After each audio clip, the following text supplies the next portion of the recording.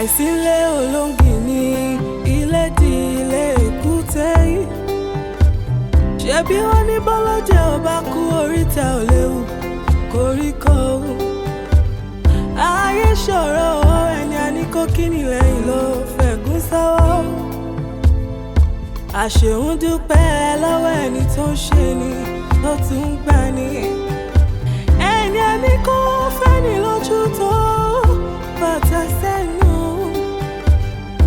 Ètùmàrè gbà wá lọ́wọ́ àfojú fẹ́ni ọ̀hún. Kò sólókò lóko.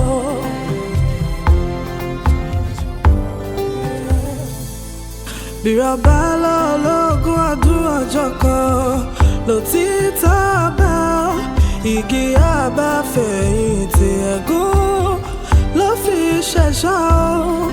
Ìmùtẹ́rí ẹni kà kò jálè gbóòórùn àṣebí o. Bí kò ilé ò bá pa nítòde o lè wọlé tán mi o. Ìmùtẹ́rí ẹni kà kò jálè gbóòórùn àṣebí o. Ìmùtẹ́rí ẹni kà kò jálè gbóòórùn àṣebí o. Lóko.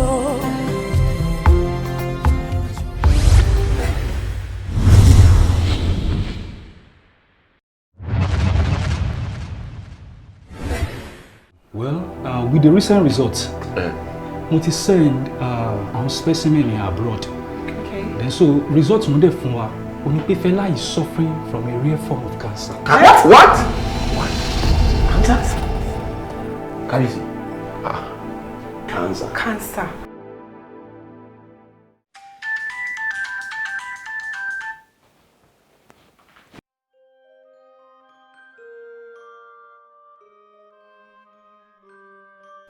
Wo ṣùpọ̀ mo ṣe ń rò lọ́wọ́ ni tí mo bá ti ṣe tán máa jẹ́ kó mọ̀.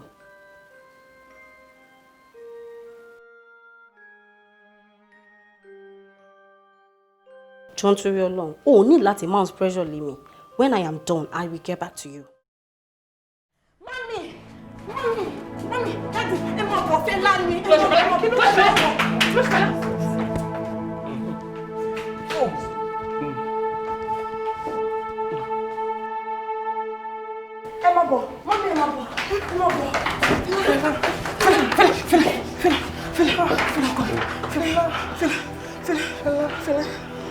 I really missed you. No, Emma crowd.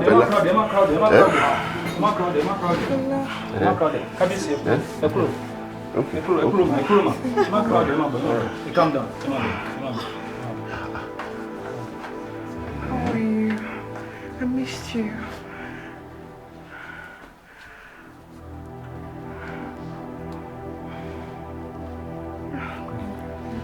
Thank you, God. Bless you. This is miraculous. Wow.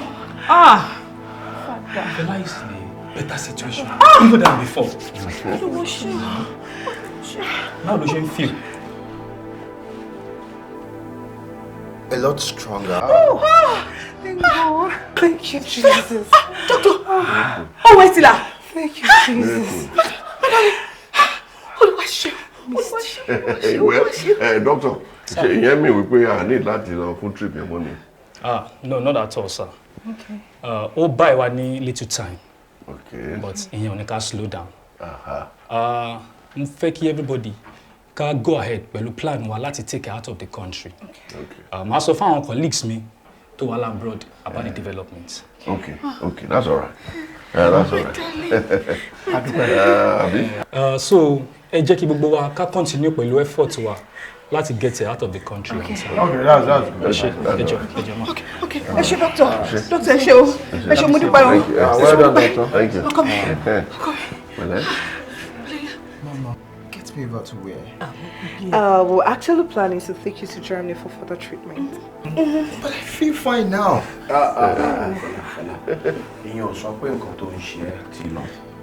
This only gives us hope. Ben. Lọ́ládé. Yes, mommy. Ìwọ àti Lara. Yes, ma'am. Ẹ dúró sí báyìí pẹ̀lú ẹ. Definitely. Àwa lọ ṣe necessary arrangement. It's okay, mommy. Wo. Wow. Also, I miss you. I'll be back, darling. I love you too, baby. I love you. Lọ́ládé bá mi tọ́jú ẹ o, ṣùgbọ́n. Definitely, Lara, yes, take care of him, eh? Olúwa ṣe. Olúwa ṣe. Everybody has been so worried. I missed you. But thank God. I miss him more, you know. You're welcome. Madam, His Excellency, I want to pick white being lost if it's so. Every tear just so one motor salad. Why? I'm a man under authority. I can't question his authority. So, madam, please, no time. Okay, do you want anything? Nothing, ma'am. Please, we have to go. No time. Okay, just for me a few minutes. Mukoma, Pienta Filoba. Then, man, let's maybe change my shoes or something. Make yourself comfortable. Okay, ma'am. No problem.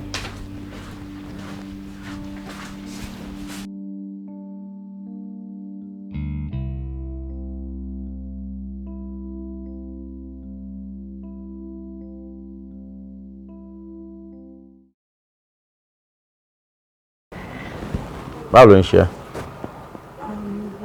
Ara ń gbóná gan àbí díẹ̀díẹ̀? Díẹ̀díẹ̀. O kì í feel like pé kò bì láàárọ̀.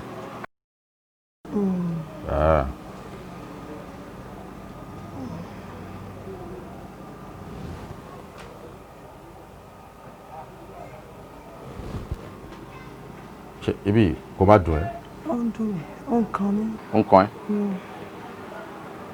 Stand up.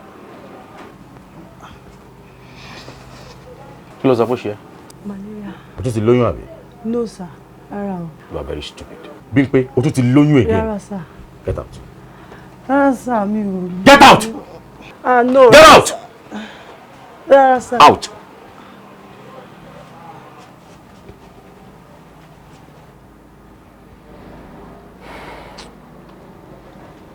Wòye. Ṣé kò sí? Ojú ẹ̀ ń kọ́rẹ́ lọ́wọ́ náà. You can just imagine all these small girls.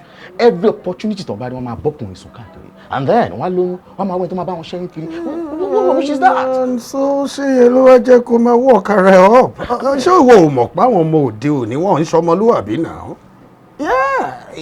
Tí wọ́n bá mọ̀ wípé life tá à ń live lásìkò yìí orí ọ̀fẹ́ ló jẹ́ fún wa. Wọ́n ò ní máa wú gbogbo àwọn ọ̀pá pàlàpàlà bẹ́ẹ̀. Just imagine. Well, Wùyí. Ṣó mọ̀ wípé òní ló pé ọdún 12 tí àbúrò mi ṣaláìsí nígbà tó ń bímọ. And látìgbà tó ti bí ọmọ yẹn mi ò tí ì fi ojú kan ọmọ náà títí dòní. You can respond? Ṣé kí n ṣe ìyàwó ẹ̀ ni? Wùyí. Stop! Ká ní kò ń ṣe tí ọmọ yẹn ni, ìyàwó mi ṣe máa wà láyé sí náà. Kúlẹ̀ dẹ̀ rán mi létí nǹkan tó ń bà mí lọ́kàn jẹ́. Wùyí, kí ló ń sọ yìí? I mean,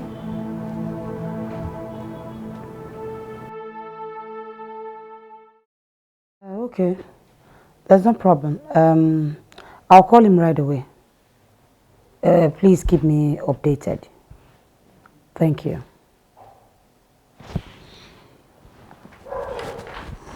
How far?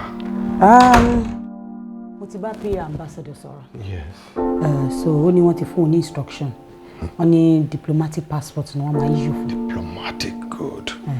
I think that's okay now. That's fine. Relax. Yeah, I am ready. I'm okay. When it's okay, Julie, everything ma okay. No problems. It's okay. It's okay. I mean, with that, I think we're good. We are good. Yes. Yes. Eledeji. Go.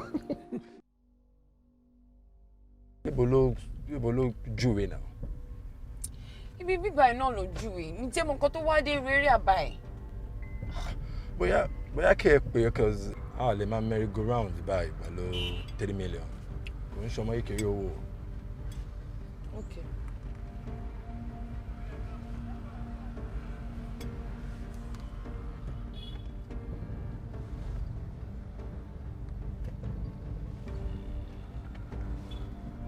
Hello?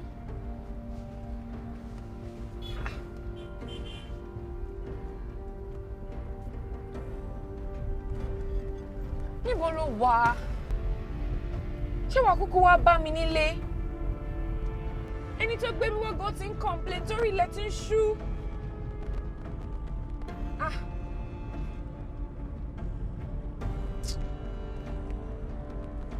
Kémi wá máa gbàdúrà owó yẹn kí n máa rú káàkiri. A ti wà ní Third Junction now.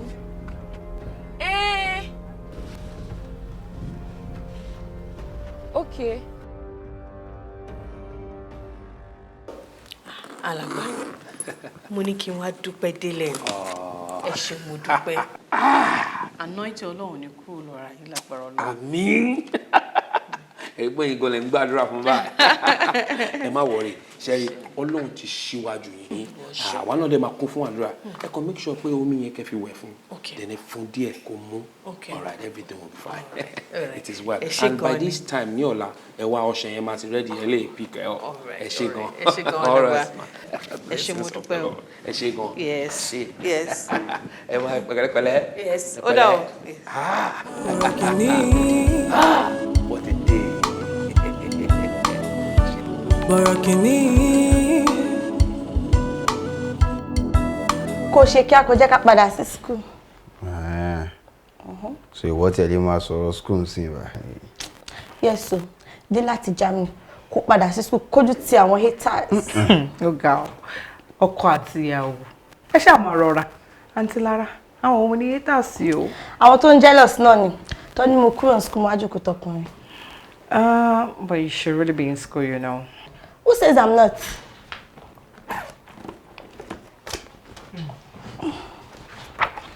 I told you she's always ready. Èmi náà rí bẹ́ẹ̀. Ẹlẹ́. Rútù abọ́kọ̀kú. Borokini.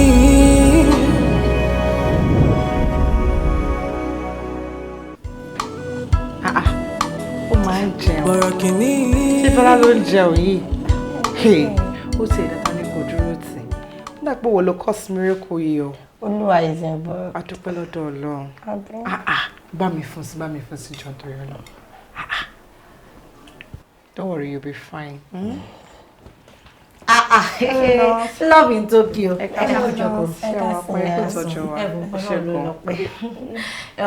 You need to take a shower. Kede to take me. Can I wipe in? Te ba ṣetán. Wọ́n ní kó lọ wipe ẹ. Ẹ má worry. Ẹ ṣé gan ni mo lè lọ sí bathroom fúnra mi. Okay, akọyin ti pọ̀ sin. Anyway, ẹ tètè jẹun tán. Kede take shower in because you need to stretch your muscles. You've been immobile for too long. Ẹ ṣé gan ni. Ẹ ṣé gan, God bless you. Ẹ jọ̀ọ́, ẹ pè mí tí wọ́n bá ṣe tán. Wọ́n ṣe ní àwọn injections kan tí wọ́n need àti take. Okay, we'll call you. Ẹ ṣé gan. Ẹ kú tọ́jú wa, ẹ ṣé ẹ kú ṣẹ́. It will be over soon. Àmín o, àmín. Wait, Nisu, should we get the doctor? Lara, bá mi pè doctor wá torí ọ̀dọ̀ bá pè. I don't understand how you. No, you're not fine. No, ṣé bẹ́ẹ̀ ni tó fine. Hey, doctor! Mo ní láti pè mọ́mí àti ní sùúrù. Fẹ́lá jọ̀ọ́ nítorí Ọlọ́run má ṣe báyìí. Ó dẹ̀ jọ̀ọ́ ní sùúrù. Doctor, please come. All right, I'll take it. Fela, you need to sit down. Sit down. Fela, just calm down. Come on, let me get you in the bed. No.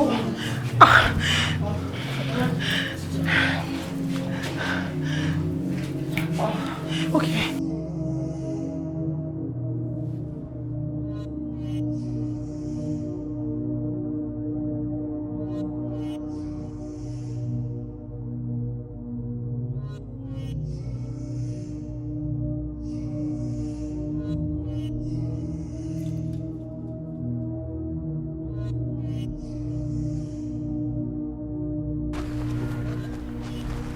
Ibẹ̀ náà la wà.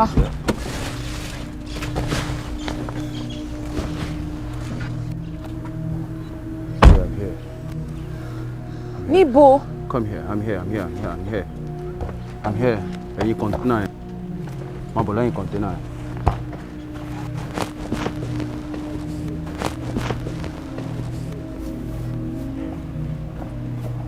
Emeka. I'm here. Stay.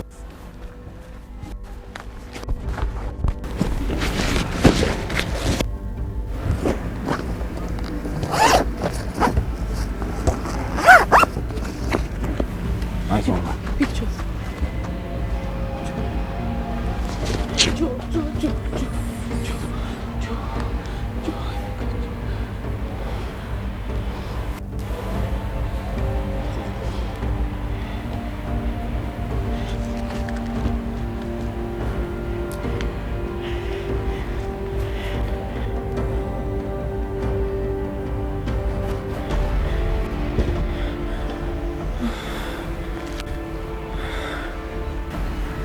Hello? Mo ti delete àwọn pictures. Yes.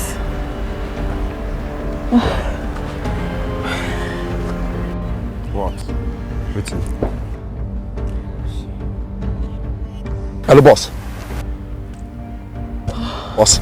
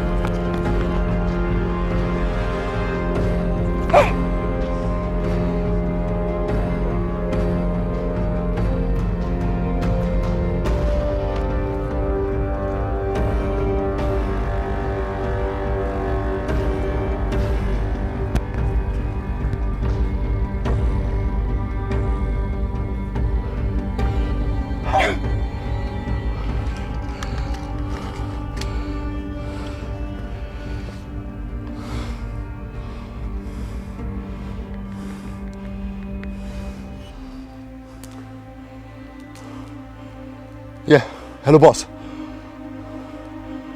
Ọmọ Kaya. Boss ó ti lọ. Steph ti jábọ́. Okay, boss.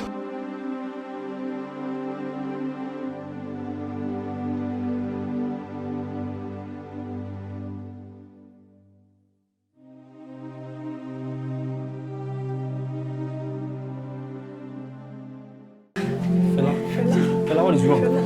Fela, what is wrong with you? What is wrong? What is still shit on back, Come on, get out of this place, John. Come back here, Go and get me an adjustment. Come and tell them at ICU to prepare for us. We are bringing a patient now. Is anything the problem, doctor? Come back. Sit down. You, go and call the nurse to bring back the wheelchair now. Tell her to bring the wheelchair now. Madam, please let me do my job. Leave it.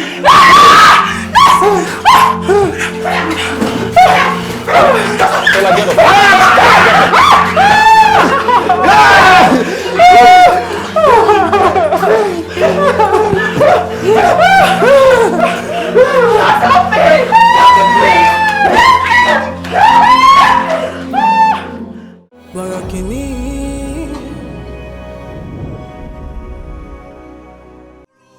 Ẹ má bú ọjọ́ òní o. Ikú ṣe bẹ́ẹ̀ máa rẹ̀ mí lọ́nà. Ọkọ náà gbẹ̀rẹ̀ yóò ṣẹ̀ṣẹ̀ jù. Olúbẹ̀lá o. Olúbẹ̀lá dákun náà. Wo ti tó ọba. Kábíyèsí akọ bí ọgbọ́dọ̀. Daddy. Ọlọ́run mo gbàdúrà. Irú ìfẹ́ wo nìyẹn? Kí ló dé tó ṣe báwọn?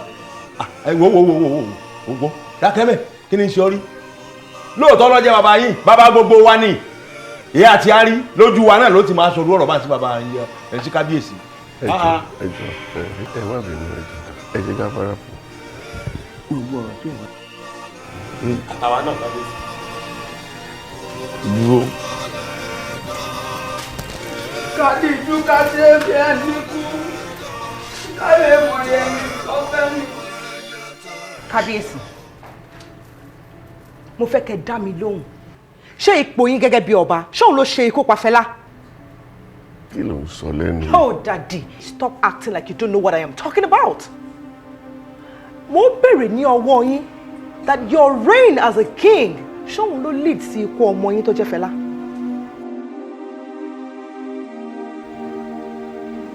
I know nǹkan tí mọ́mí ò fi kà yín sí nìyẹn. Stop.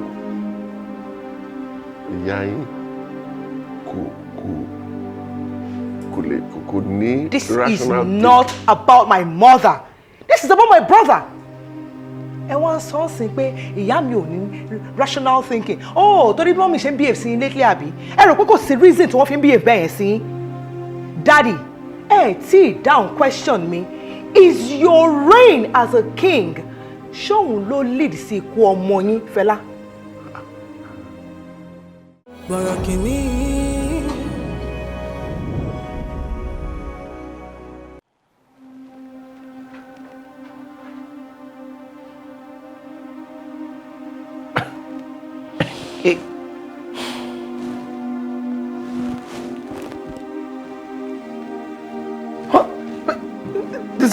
This is baseless accusation gbogbo eléyìí now.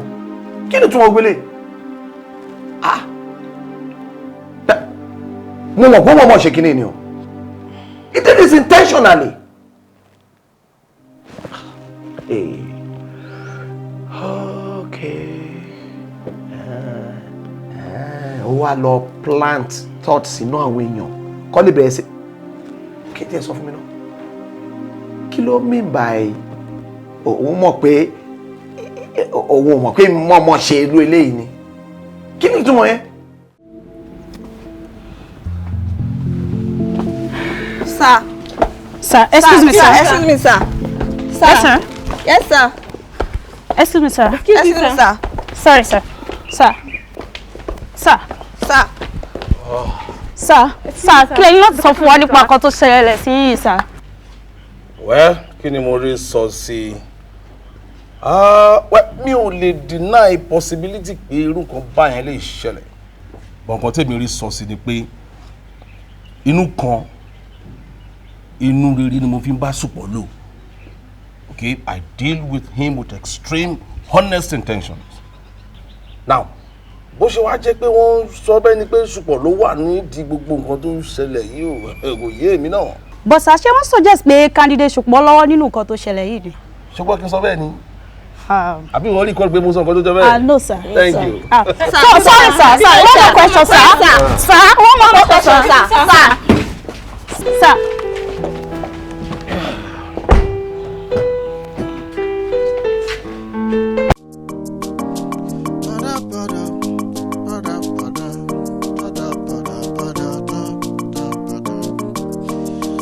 Àjọ jẹ ní ìkọ̀kọ̀, àjọ mu ní gbangba, àjọ ń jẹ gbádùn ayé.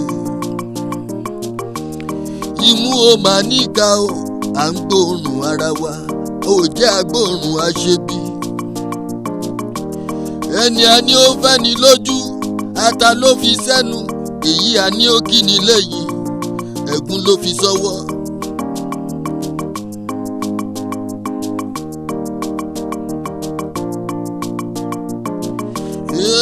Ẹni a fẹ́ la mọ̀, a ò mẹ́ni tó fẹ́ ni, ara la mọ̀, a ò mọ̀nú.